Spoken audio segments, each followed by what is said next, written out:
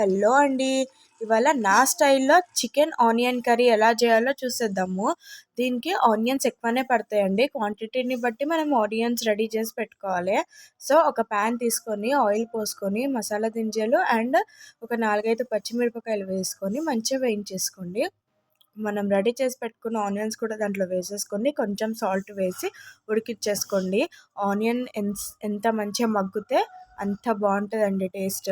కొంచెం పసుపు, అల్లం వెల్లుల్లి పేస్ట్, మిరియాల పొడి కూడా వేసి మంచిగా మగ్గిచ్చేసుకోండి. ఇట్లా వాటరీ వాటరీ అయ్యాక కారం వేసుకోండి. కొంచెం సాల్ట్ కూడా పడుతుంది. ఎందుకంటే చికెన్ కర్రీలోకి ఉప్పు అండ్ కారం చాలానే పడుతుంది. ఎందుకంటే మనం ఆనియన్స్తో చేస్తున్నాం కాబట్టి. అండ్ చికెన్ వేసుకొని ఒక్క 10-15 నిమిషాలు ఉడికిచ్చేసుకోండి. లాస్ట్కి ధనియాల పొడి, కరివేపాకు, కొత్తిమీర వేసేసుకొని ఒక 5 నిమిషాలు మూత పెట్టేసుకొని దించేసుకుంటే onion chicken curry ready. Please subscribe. Thank you.